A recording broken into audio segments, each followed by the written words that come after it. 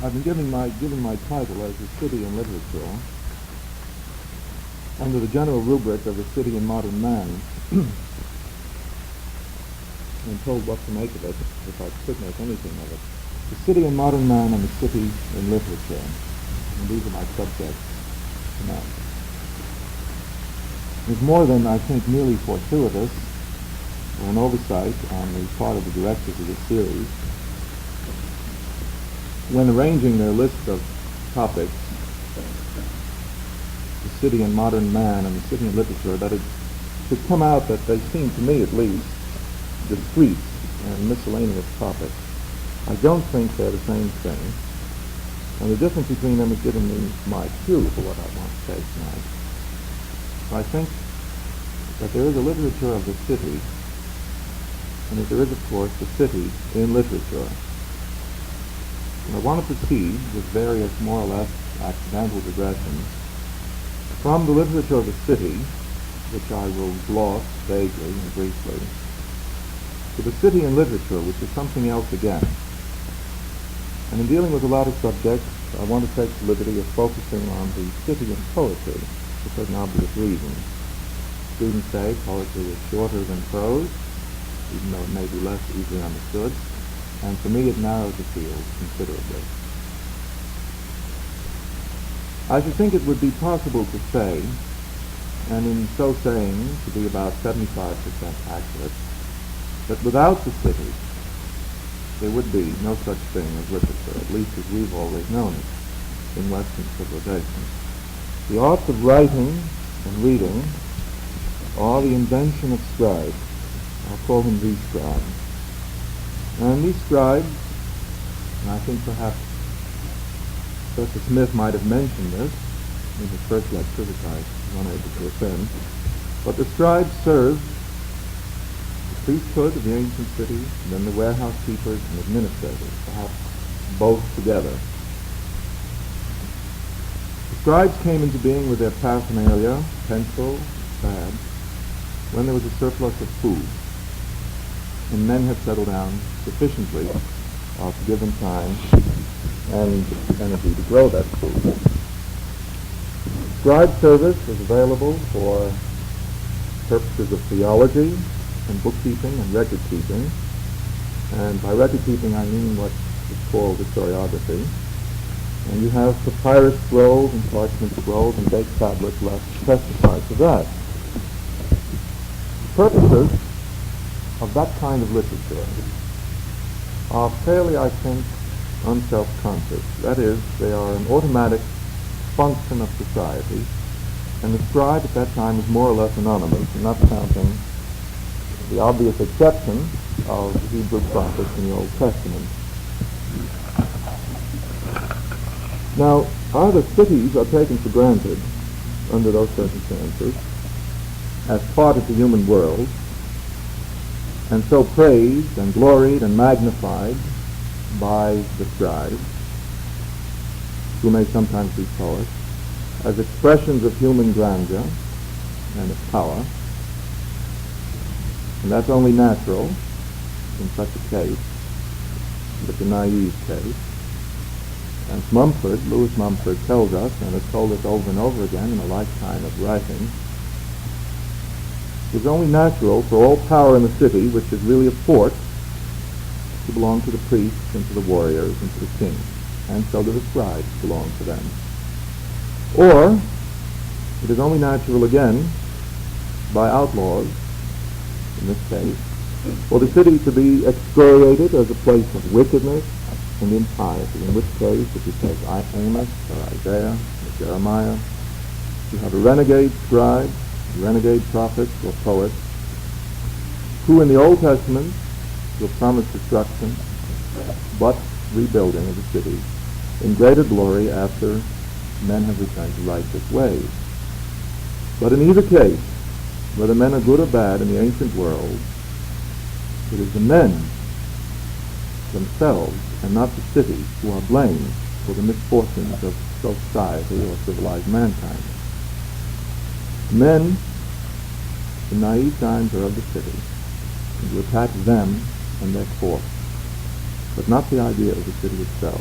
If you destroy a beautiful city or a wall, so much the worse for it, even if it is, as in the Old Testament, beautiful Jerusalem. And even Jerusalem, in the prophets, was usually more than an idea. It was a people rather than a place. As we get on into imperial, let's say Greek and Roman times, we find a literature of the city which is peculiarly of the city. That is, it is literature about a countryside, generally, which is called Arcadia. And that place is a timeless realm, not a city realm, timeless realm of innocent shepherds and shepherdesses, and the literature, which is pastoral, is of their loves and misfortunes. This kind of idle writing, which has always been in vogue in Western society, I think, from late Greek times on down, is called pastoral literature. And generally speaking, I would call it an emanation of the city mind itself. The sophisticated, witty, decadent, and corrupt city mind. It could never have been produced for, and certainly was never produced by, country people. Now, most other written literature, the kind of book we think of when we think of literature, concerns people who are recognizably, I would say, of the city. Now, if you have a split from the beginning in the kinds of literature produced in the city, that is to say, stories about the country and stories about the town, but both produced by the city, if you have a split between the idea of the country and the idea of the town,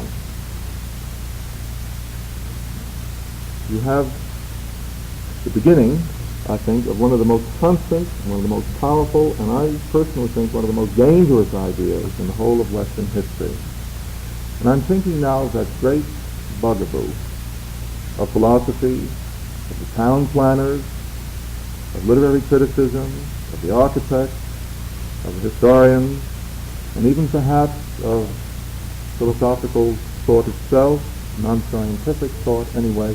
That is to say, the distinction between the organic, that is to say, the natural man, and the mechanical, or the unnatural, the artificial, and recently the scientific or technological man.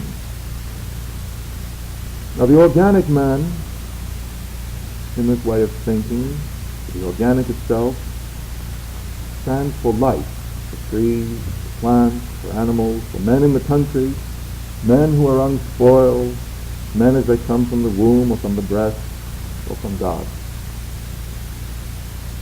On the other side, you have men made by the town, who are nothing more than thinking brains, iron brains, diggers, miners, merchants, shippers, rulers, tyrants, soldiers, astronomers, organizers recently, etc. They all stand for death in the language of literature, or to be more accurate, they stand for death in life.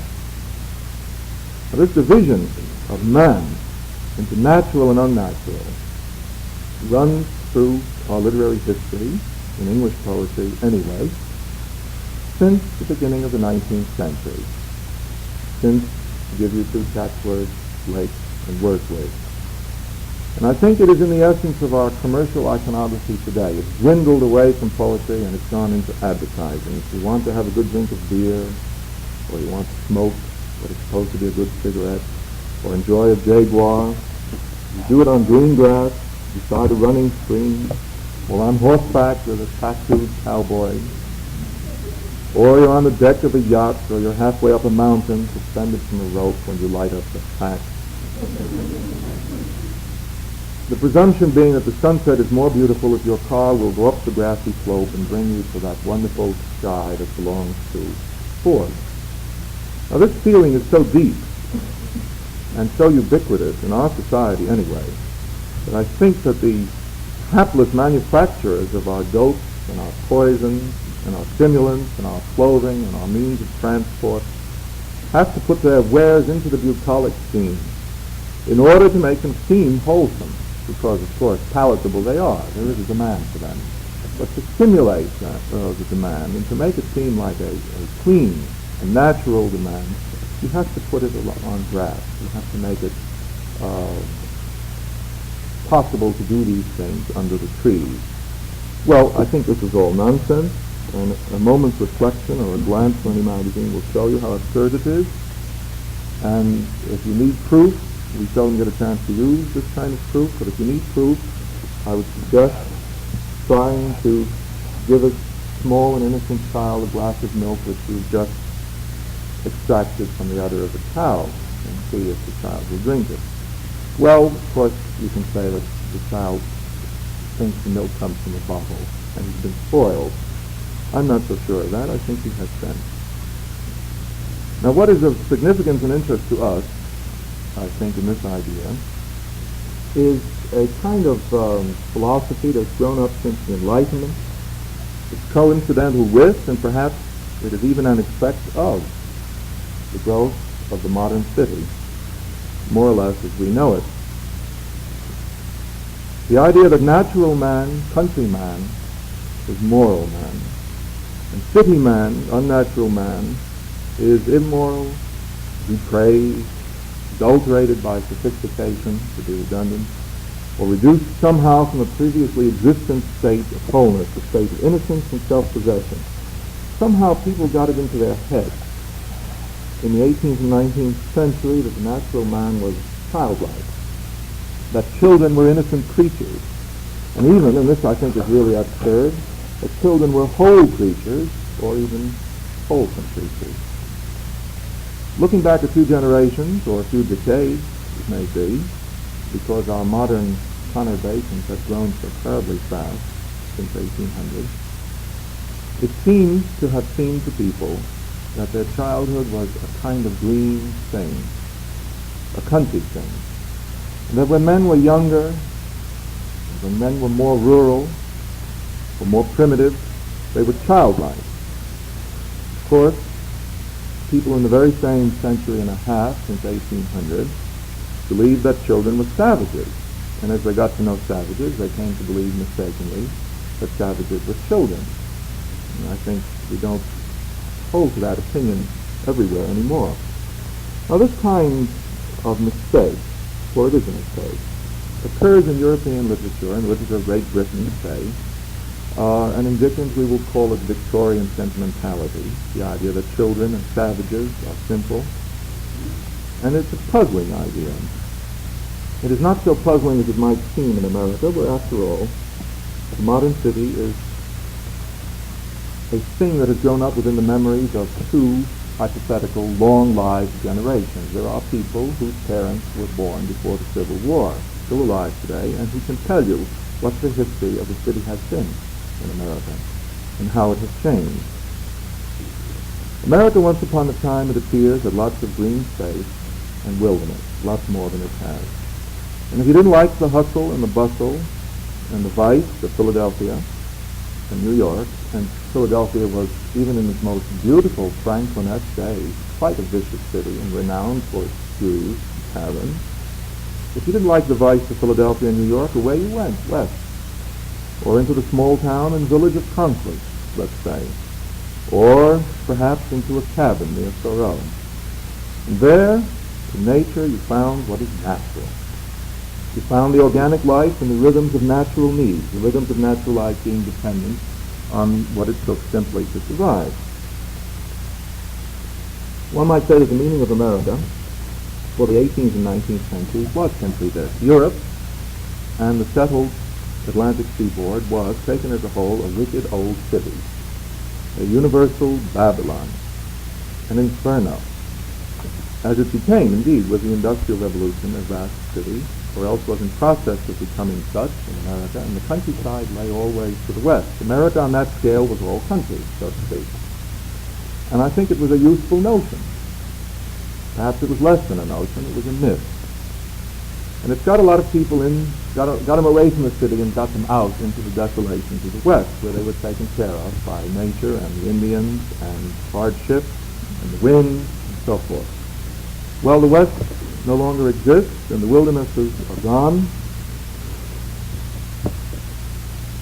But the curious thing was that as soon as you got them out there and away from wicked Europe and the wicked seacoast, they began building cities. Well, this is necessary. Everyone knows how obvious this is. But they began building cities. And wherever men collected in sufficient number, you had a city. This did not stop and does not stop the theorists, the anti-city people who are all around us everywhere today and are some of our most influential architectural philosophers.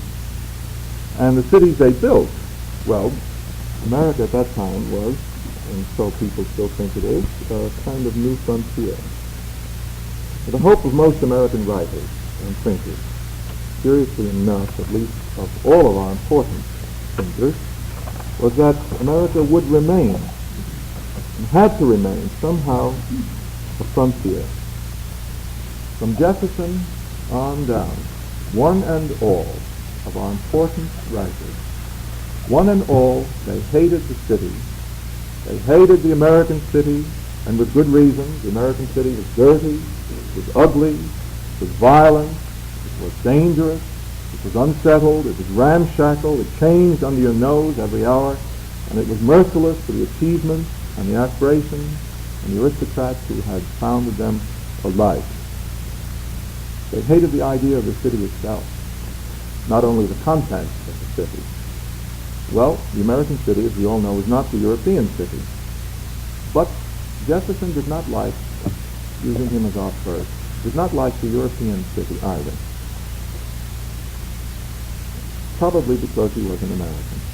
He refused, even though he visited Europe and was civilized in the highest sense of the word and lamented the lack of enough people to have a good string quartet when he wanted it at Monticello.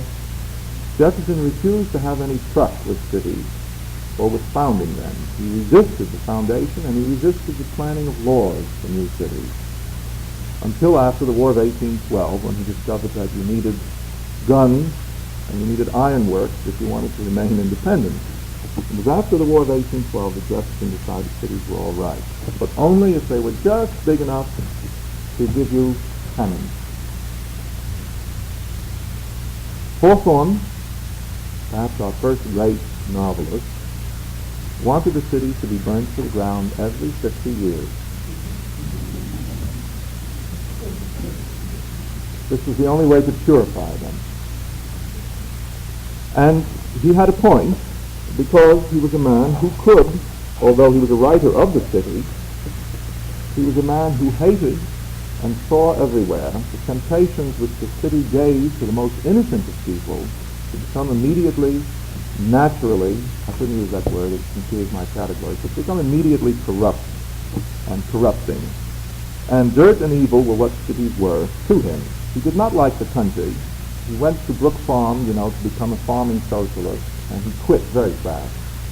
And his Blithedale Romance is a record of the impossibility of living in a small, theoretically democratic community. Melville, a contemporary of Hawthorne, Melville, as a young man, got to Liverpool, describes it in his first novel, Redburn, and described the city as an impossible disaster. He hated Liverpool, he hated London, he lived most of his life in New York, 85, 86 years, and hated New York. Emerson trembled, he said, as the stagecoach approached New York. He directed his whole philosophy, you might say, against the idea of the city itself. Not the city as it was, but the idea of it.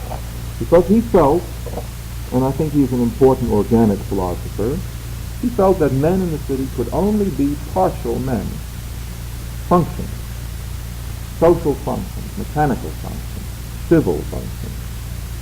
And he could never see, the city man could never see the universe as a whole. Lacking that, he saw nothing as far as Emerson was concerned. He could never get into touch with the whole conception of the universe if you were a city man. You needed the earth under your feet. Now Henry James, whom we consider our great urban novelist, Henry James renounced the city of his birth, New York, regarded himself only as a visitor to New York, Wrote only one important novel about it, Washington Square, returned many years later from London and discovered that the city was no longer the city of that period or of that place, and loathed New York. Perhaps one of his most delightful and charming stories, The Jolly Corner, his description of himself as he thinks he might have become had he stayed in New York and become blatant, ugly, well-dressed, pushy, and vulgar. He sees himself as a ghost and faints in the end of that story. He loved London, but he loved London aesthetically. He loved it as a place where you could wander and attempt to feel, because James is an aesthete in this sense, to feel the vibration of a million men. Perhaps you couldn't know everything about them and their lives, but you could feel something great. He loved London also for a more particular reason, I think, and that is because he thought of it as the repository of the English language. This itself was a partial idea because he, as he was willing to admit, could not understand the speech of most Londoners, because London is a collection of non-English speakers, but that takes us into Bernard Shaw, and we all know what he has to say about that. What James saw about London, in perhaps his chief novel which attempted to describe the city itself, The Princess Casamashina, what James saw about London was that it was too vast to be conceived. This perhaps was the source of his dislike of the city of New York, which he should have known better. Now he disagreed in that with his brother William James, who adored New York when he finally got down to it. He adored it for its incredible powers, for its incredible size and speed. He loathed it also for its bigness. It was already past all possibilities in 1907, I think, to William James, too. Now, there is one novelist, a contemporary of James, William Dean Howells, who spent most of his working life in Boston and New York. Now, Howells is from Ohio, a small-town Hoosier. Spent most of his creative life in these two cities and tried very hard through most of his working life, and very productive it was, to come to terms with the idea of the city. He accepted it. He apologized for it. He did not mind that New York was polyglot and vulgar and beset, as Boston had been, by continual waves of immigrants speaking all sorts of un-English, non-English, and never-to-be English languages. But he thought that he could possibly make something of the idea of America in a city like that. Finally, in a couple of his science fiction works, The Traveler from Alfuria, I'm thinking of, semi-socialistic works, you have a man who comes from an enlightened society who says that the city is too big, and that you must find some way of reducing the city to a place where people could know each other. This was the big trouble with New York. There's a marvelously funny interview in that novel where a man is talking to a wealthy woman who knows all about New York and asks her about her neighbors, and she says, which neighbors? She has a visiting list. She regards these people in some way as neighbors, not really, because they're a visiting list, and they're acquaintances, but he meant the people on the street or the people next door in this vast Fifth Avenue building. And she said, oh no, we can talk to them, you never know who they are. This for Howells, and this for the small-town Alfurian, who lives in a future city where people have been spread out, is an impossible situation. Now, you never could have, for Howells, a community if you never had a neighbor. And this, I think, is the source of most recent complaints against the city insofar as people are concerned. To go on, Henry Adams, who is one of our chief writers of history, shall we say, or philosophy of history, is typical of many of the American thinkers who in some way, towards the end of the 19th century, felt that they loved the big cities, but in the end came down and expressed themselves as being full of loathing for it. Loathing is a strong word, and I think it's accurate for Adams. He loathed the idea of the city in which men could manifest themselves as gigantic, as horrible, as evil, as strange, and finally, to use a peculiarly modern word, I think, as disintegrated. Disintegrated. That is, not whole, not natural, not organic. These are thinkers, largely. What about the kind of man we think of immediately when we think of city writers? A man like Dreiser. Well, Dreiser was attracted. He came from a small town. Dreiser was attracted to the city and the possibilities. He was on the make. He loved Chicago when he first got there, and then he loved New York even more. This is all recorded in his first novel, Sister Carrie. He loved it, and he was drawn to it, as he himself said, as the moth was to the flame. But finally, through a long career, the gist of his writing comes to this. He hated the great American city. It was too big, it was too dark, it was too alien, it was too cold. A contemporary of Dreiser's, Frank Norris, another writer who recorded the scene, came to New York from provincial San Francisco. He felt New York was a marvelous place because he was on the make, and he was making out. He came to chronicle the city as vast, hateful, and unnatural. And Norris gives us a curious idea here, because in The Octopus, he shows how much he hated the idea of the city rather than any particular city. He left the city. In The Octopus, you have a cattle and wheat ranch, a vast cattle and wheat ranch, spreading its power, its octopus tentacles, not only over the countryside, but through the American cities, and not only through the American cities, but throughout the whole world. Liverpool, London, Rome, they all eventually, South Africa, Johannesburg, they all become connected to the octopus by telegraph, by telephone eventually, and immediately the ticker tape on that ranch, which is an organic and country place. Ticker tapes are telling you about wheat and cotton and cattle and oil and timber futures. You are selling the country, and it is a place in the country which is the heart of it. This is a strange and macabre vision, but it is not as if Norris is saying Wall Street is the octopus. No, the octopus is the ranch itself, the King Ranch itself. It became, in some way, an abstract world financial capital. And he seized, I think, on the essential idea of the city of the future.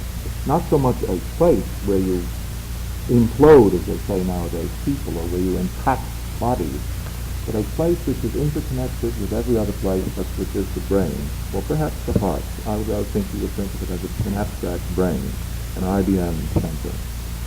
Now, we had two philosophers flourishing at this time, Frank Norris's time, the turn of the century, Josiah Royce and Santayana, a Westerner and a man from Boston. One left, Santayana left the country, but both Royce and Santayana, opposite people as far as their philosophies are concerned, both Royce and Santayana opposed the kind of city that was mushrooming in America at the start of the century. Royce and William James, pragmatists, loathed the bigness, and both proposed a kind of smaller city. Royce's term was a provincialism. He wanted an enlightened provincialism. He felt there you could have what John Dewey was to say in the 20s was required, a community based on face-to-face relationships, which the city, of course, in the modern world has destroyed. Democracy, community, American individualism, face-to-face.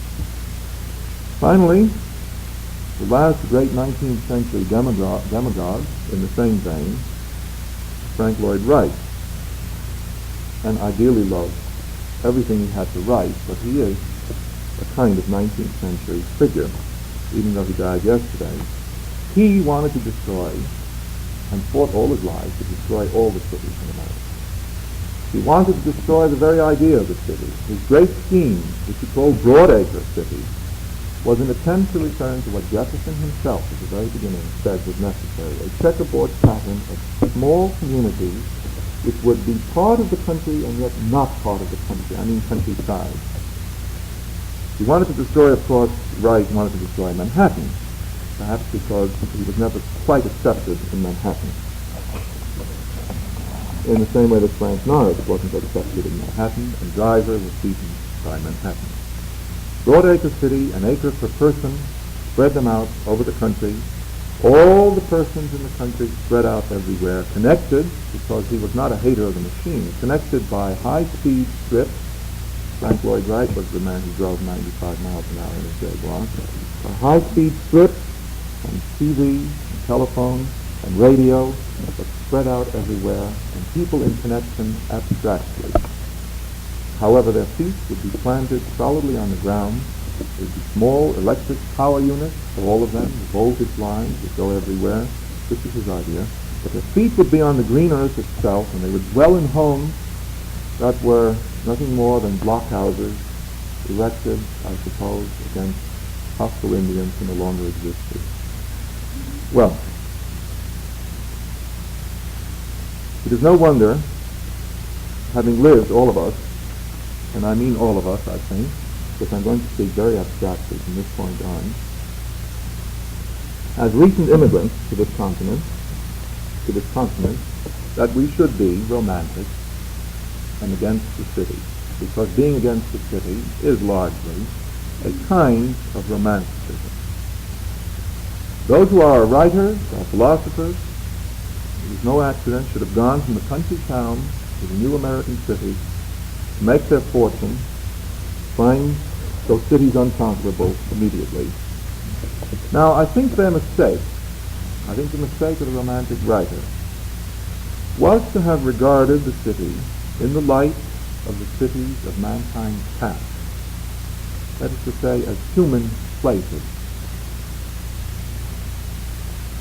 They are not human places, and perhaps they're not meant to be human places. If I want to put it more mildly, I can say they're not places at all, in the older sense of the word. I'm getting ahead of myself. I want to go back for a moment and sum up the phenomenon at which I've been hinting. That in America, the intellectuals have been anti-cities, no matter what their philosophical position. This in itself is remarkable.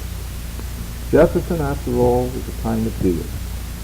Emerson is a romantic idealist, a philosopher of nature and of the intuition of the reality of nature as being the only reality. Dreiser, a naturalist who cried out over and over in his books, a man who loved the city, you might say, life, life, life, city, city, cities, crowds, crowds, crowds, always free. Money, money, money, sex, sex, sex. This is what his books are about, and this is what his people are driven by. And Norris, Frank Norris, naturalist, a Darwinian, a determinist, a Marxist, socialist like Howells, or a man like Henry James, an aesthete, or a pragmatic philosopher like William James. They all felt the city to be evil. Now, it was not merely that they were romantic and felt that humanity had lost its ancient right to wholeness in the city, which was and is certainly today true enough. I think there is something else. I'm not sure whether I can be altogether explicit, but I'm going to try. Let me put it another way. Henry Adams, an historian, and Thoreau ought to give me my two poles. Between the two of them, I think I can put up the idea. Henry Adams, in the education of Henry Adams, written in the first decade of the century, was looking ahead into the 20th century. At the end of his book, I think you'll find most of the information that I'm alluding to. And in his subsequent book, Mont Saint-Michel and Chartres, Henry Adams saw the future made up of complexity, multiplicity, variety, and contradiction. He doubted, explicitly doubted, whether modern art and modern science could possibly encompass the complexity that lies ahead, could possibly produce an organic unity of thought, of feeling, of architecture, or society, could possibly produce something organic in which individual men would be what he would call whole, in which individual men would contribute their lives and partake of what he thought to be the ideal, that is to say, unity, selfhood, identity. And he wrote, from the time of St. Thomas of Summit From the time of the Cathedral of Beauvais, the universe has steadily become more complex and less reducible to essential controls. He meant civilization and the city. He desired central control. He took it to be a very bad thing. He took it to be a sign of decay and disintegration, that the world had gone from a unity such as had been evident in the 13th century and cathedrals dedicated to the Virgin at Chartres. He took it to be a sign of decay that the 13th century synthesis was gone. He took it to be bad because the modern world he felt to be beyond individual comprehension, like the modern city itself. The modern city cannot be comprehended. It comprehends. We speak of it as if it were an organism, a thing. It may not be at all. Thoreau is a more complicated case than Henry Adams, because after all, Adams is talking about ideas, and ideas aren't that hard. But Thoreau is talking about things you cannot really get your hands on too clearly. What he did in Walden, the book which of course I'm alluding to, in this experiment, this 2.5-year experiment in the woods, was to renounce the past. He said men had always hammered stone and piled it up only to build tombs for themselves. He saw no connection between stone and light. He said so. He said, I've been in Arcadia and I saw nobody hammering any stone in Arcadia. But he did not lament the lost childhood of mankind. He said, take the Oregon Trail. And he said lots of things which you can misconstrue. But he did go into the woods, and he did renounce not only the past, but the present. I think his most marvelous sentence was, one generation abandons the enterprises of another like stranded vessels. Thoreau's idea was that history had in itself to be discontinuous, and the city, of course, tries to maintain permanence in some way. I think this is the most important thing to note about him. He renounced the present. He renounced the idea of society itself. And men have always taken the city to be coterminous with or identical with society. And he experimented with privacy, with solitude. He went, one is tempted to guess, into the future, into something which we might call nature, but not the old nature, something which we might call the self, but not the old self. Thoreau didn't care whether, in other words, the city was large or small. He felt it was no worse than a town, and he felt it was no worse than civilization. The whole thing was no good for him. He went into solitude in Walden. But you must remember that he was not some sort of cantankerous hermit. He built his shack from timber which was cut and plain and was the remains of an Irishman's shanty, a railroad worker's shanty, and he used nails and he used a steel hoe. All of these things are significant.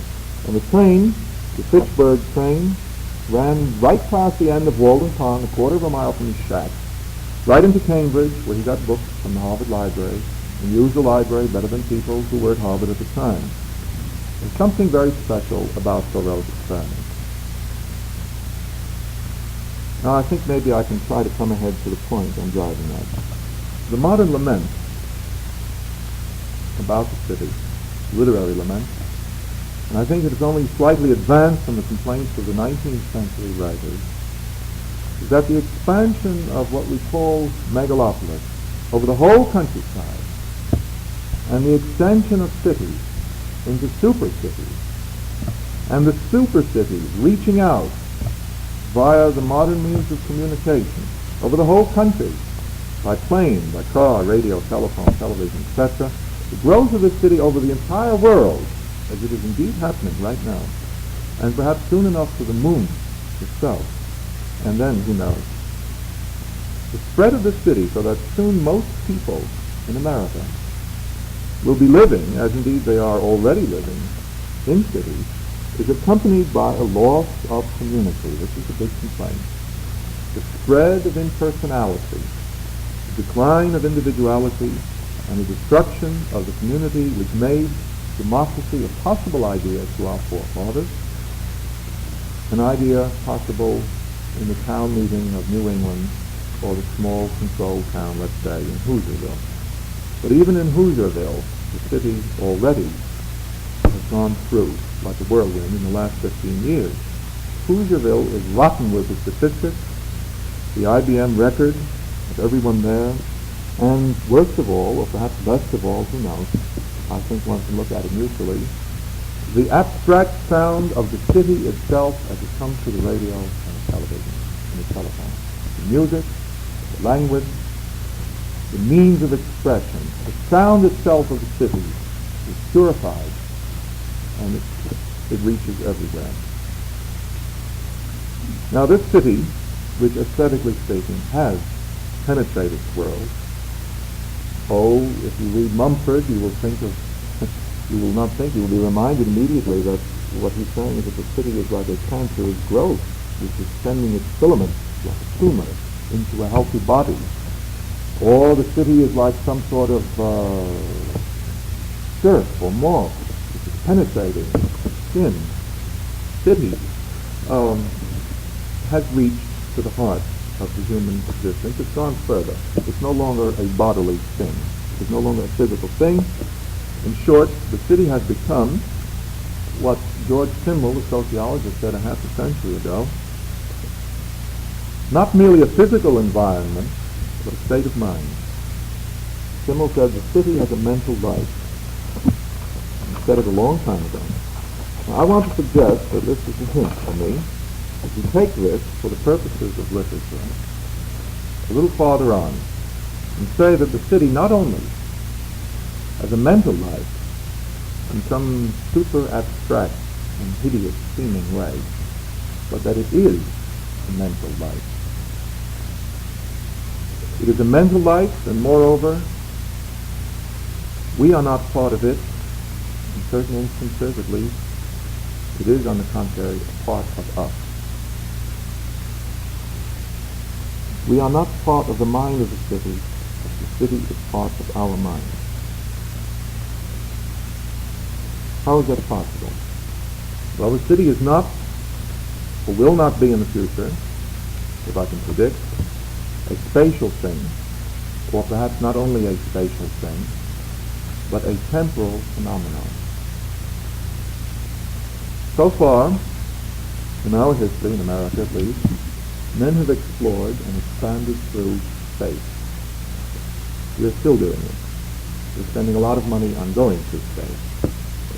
But the city, or the mind of the city of literature, so that's what I'm coming to, will expand through time. It's a mixed figure, but I haven't got the mathematics to express it any other way. The mind of man itself, or the mind of men themselves, for unfortunately we're still individuals,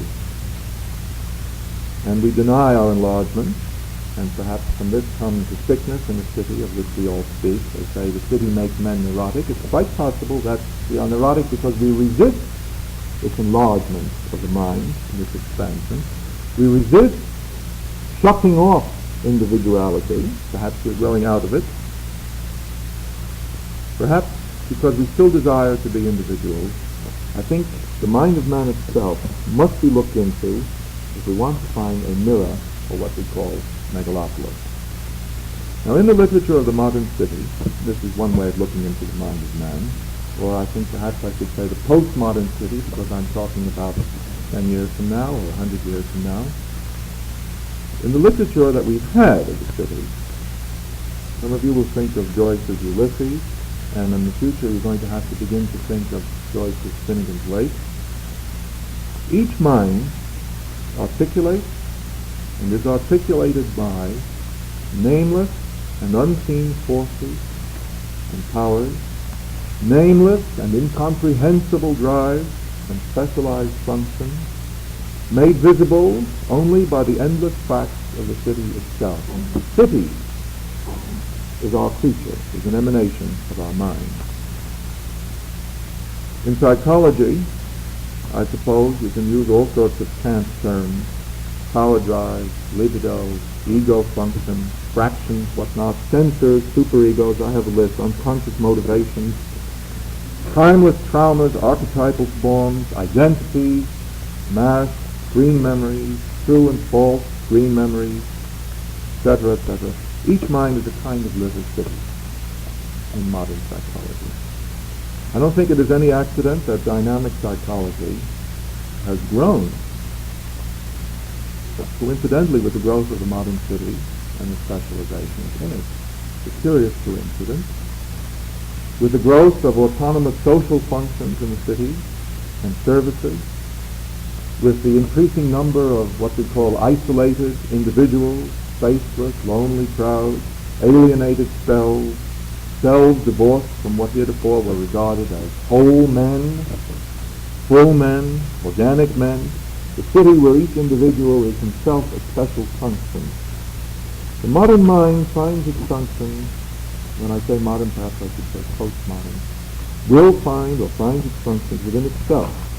It looks within, so to speak, and finds or it doesn't find a kind of city.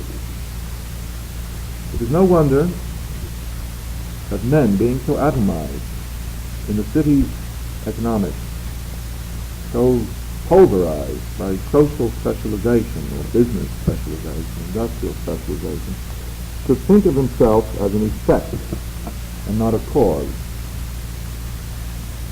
You have also, if men regard themselves as effects, the coincidental rise of the other kind of psychology, what is called, I think, behavioral psychology, where a person is regarded as a sum of his reflexes. This also might be a true indicator or index to what our situation is, because a man is, perhaps, the sum of his behavioral acts. To give the jargon, I think that's what they say. Men are what they do. You find the great phenomenon, in this case, in modern times. In the city, you find atheism, lack of organic connection with God, and you find the philosophy of the city, which we're all familiar with now, called existentialism, some sort of idea of freedom through acting alone, in the same way that a bus conductor acts and lets you on and gives you change. It's an act. It can be more serious. The idea is you must accept the responsibility to act, but you yourself are the sole maker and meaning, and you yourself are responsible for your acts. This is a kind of philosophy made by a city philosopher, Sartre, who believes, I think, that men as they are make the world. They are not made by it. So this immediately undercuts all lament. Laments to the effect that, oh well, I grew up in this city and I was on this kind of an income and I had this kind of education and I am what I am and therefore I'm a tool of the Gestapo or something. Sartre individuated that philosophy, I think, as a response to the situation in which men said they're just pieces of the city. I think Sartre is saying, no, the city is a piece of you, or the modern world is. Now, somehow, in all of these vast and cataclysmic social changes in the past 150 years in the city, if the city has been growing steadily through space, it's swallowed up all the space there is. The whole world is a city, or will be shortly a city. And I would like to suggest, for literary purposes at least, that the mind of the individual, theoretically, is also swallowed up the world. There is no more physical frontier, old or new, but there is a temporal frontier. To be more accurate, a kind of temporal space, as it were. This temporal frontier exists and always has existed. If we're going to open up new frontiers, they are in time. This frontier has been called language. This is why I say that it always existed. Language itself, which, like the city, has been all things to all men since the beginning. It is the past, it is the present. I can't tell, it might be even the future. Consequently, instead of talking about philosophers and novelists who have described life in American cities, I'd like to describe briefly a few poets. I do this because the novelist's view of the city is tied too much, I think, to particular places and particular persons, and therefore is partial in many ways, incomplete, fragmentary, and really not too informative, because we already live, or soon will be living, in the future. Furthermore, the writing of the novelist is dependent aesthetically on the necessities of narrative action of some sort. In a novel you go, and you undergo such and such ways in such and such places. You have to name them and describe them. Apartments, streets, buses, trolleys, trains, bedrooms, convention halls, neighborhoods, families, classes, education, times of the year, and so forth. But what about the city as a whole? The novelist has not treated the city as a city as a whole. It doesn't exist in the novel, to my ignorance. The city as an idea, it seems to me, doesn't exist in the novel. The novel exists in a city. Where is the city in Faulkner? Where is the city in Hemingway? Where is the city in Steinbeck? These are not novelists of the city. In James P. Farrell, perhaps. I'm not sure of that. Perhaps in a man like Bellow. I'm not sure of that either. It's disputable.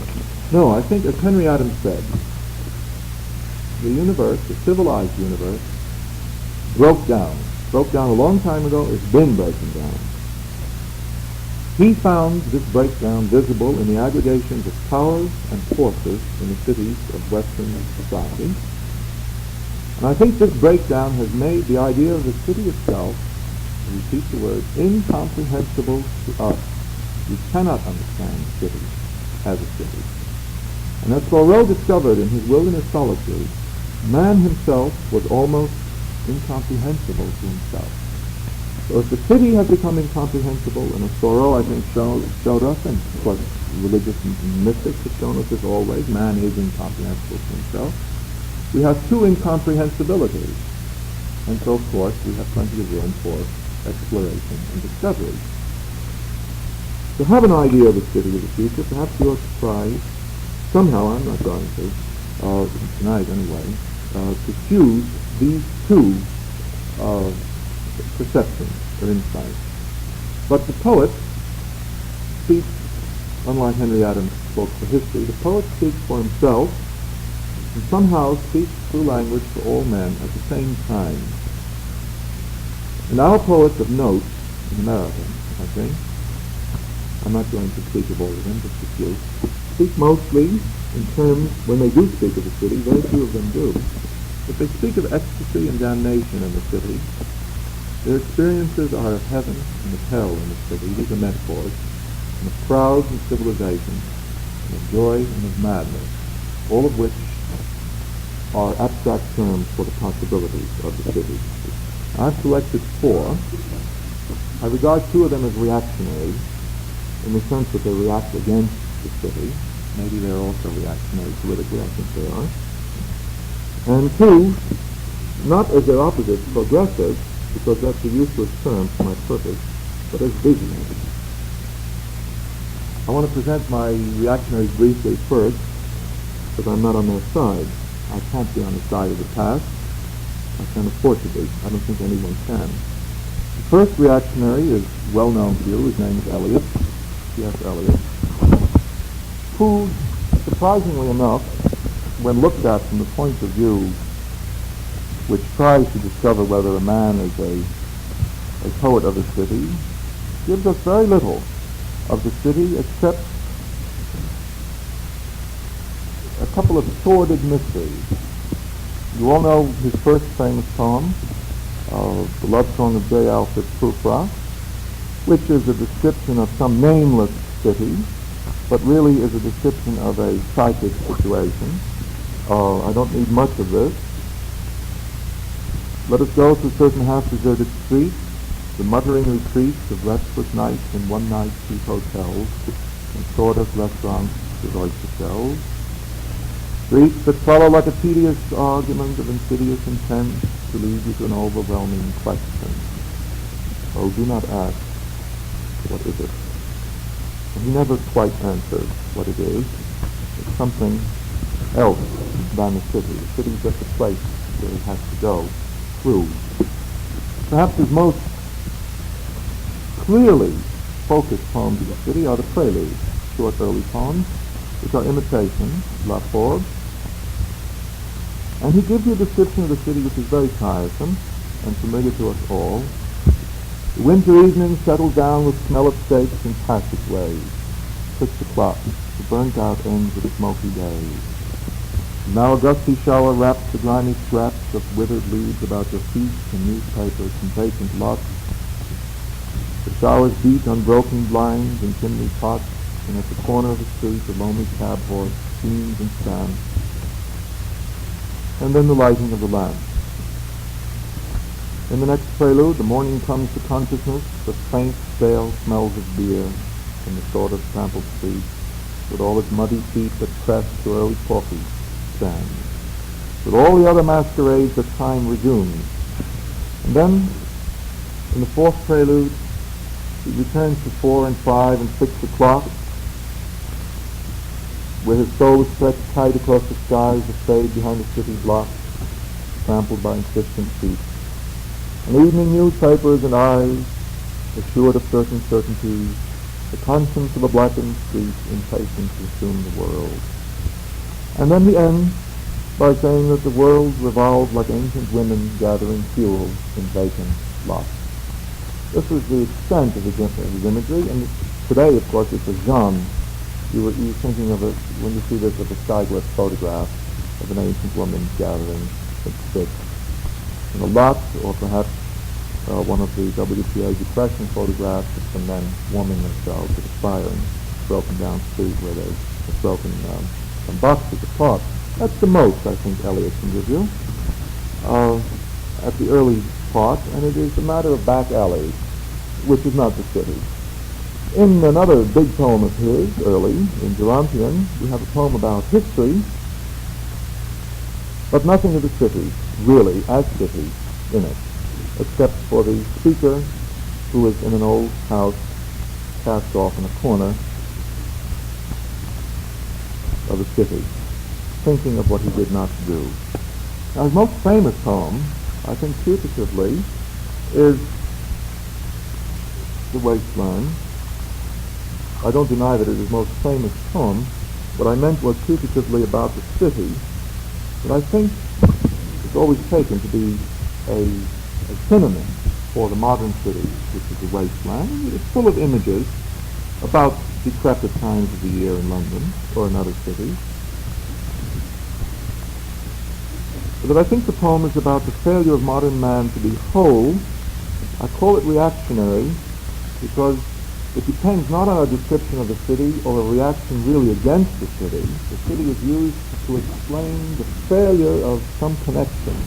It's a kind of psychosexual poem about the failure of man to connect with the earth, I think. This is why I call it reactionary. The failure of man to connect with primal mythic resources.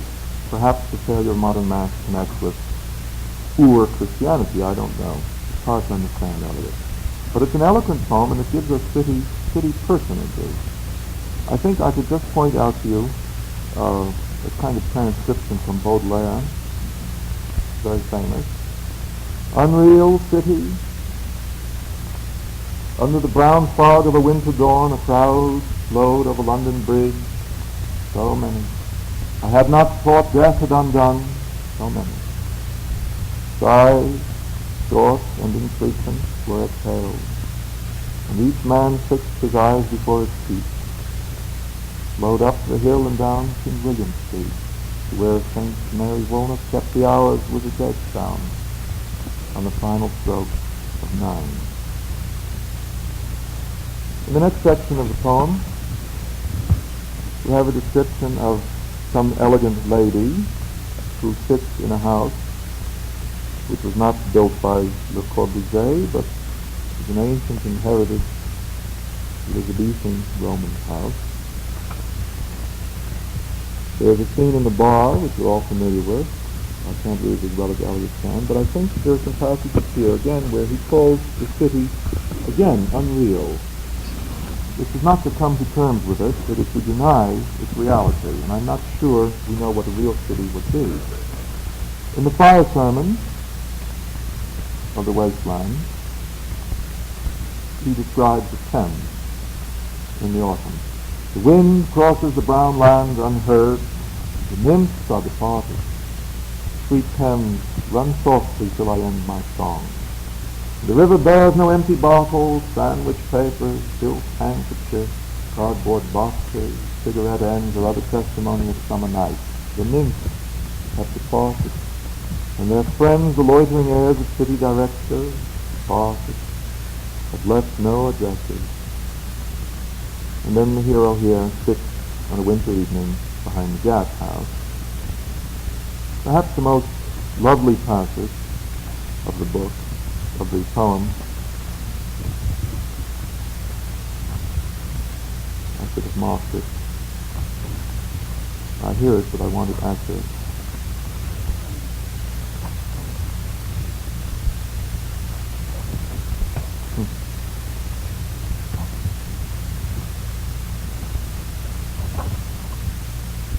I wonder if it's in this poem. Falling towers. Where is that? Falling towers. London, Athens, Jerusalem, Alexandria. I'm sure it's in this poem. Well, I haven't gotten to it. I'll get to it in the American Lit class next week and I'll find it. Falling towers. Unreal. Unreal city. Alexandria, Jerusalem, London, Rome. The other reactionary poet, this is as much as Eliot can do, I think, as much as he has done. From the wasteland, or perhaps from Hollow Men on, Eliot seeks some sort of world within himself, within the spirit. He becomes a mystic, simply put, and it is not a city mysticism. I can show you city mysticism. The other reactionary poet you all know, his name is Allen Ginsberg. That's our most famous, notorious poet. And his first major work, which has sold everywhere, 100,000, 150,000 copies. Not going to read the whole thing, certainly. But I think there are two passages in it which give you an idea of what I mean by reactionary and what he means by the city, because Ginsberg is a city poet and is concentrating as only poetry can do, the essence of the city. In Howl, it opens in part one with a lament for what the city does to new, young minds. I saw the best minds of my generation destroyed by madness, starving, hysterical, naked, dragging themselves to the Negro streets at dawn looking for an angry fix. Angel-headed hipsters, burning for the ancient heavenly connection to the starry dynamo and the machinery of night. Ooh, poverty and tatters and hollow-eyed and high sat up smoking in supernatural darkness of cold water flats floating across the tops of cities, contemplating jazz. Who bared their brains to heaven under the L and saw Mohammedan angels staggering on tenement roofs illuminated, who passed through universities with radiant, cool eyes, etc., hallucinating something or other. The poem goes on to describe a trip to the city of America, back and forth to the cities of America. I think he means city of America itself, because the poem ends with something quite marvelous and horrendous, a description of the city, which is nothing but a recreation, you might say, of Jeremiah, but gives you what I have called reactionary, because it's an attempt to say that the only man is the man who once was the organic man, presumably. It's a hypothesis on the poet's part. He calls the city Moloch, and Moloch is the ancient devourer of children to whom the Babylonians would sacrifice the firstborn. Powerful passage. What sphinx of cement and aluminum bashed open their skulls and ate up their brains and imagination? Moloch, solitude, truth, ugliness, ash cans and unobtainable dollars, children screaming under the stairways, boys sobbing in armies, old men weeping in the park. Moloch, Moloch, nightmare of Moloch, Moloch the loveless, mental Moloch, Moloch the heavy judger of men, Moloch the incomprehensible prison, Moloch the cross-bones, soulless jailhouse and congress of sorrows, Moloch whose buildings are judgments, Moloch the vast stone of war, Moloch the stunned government. Moloch whose mind is pure machinery, Moloch whose blood is running money, Moloch whose fingers are 10 armies, Moloch whose breast is a cannibal's dynamo, Moloch whose ear is a smoking tomb, Moloch whose eyes are 1,000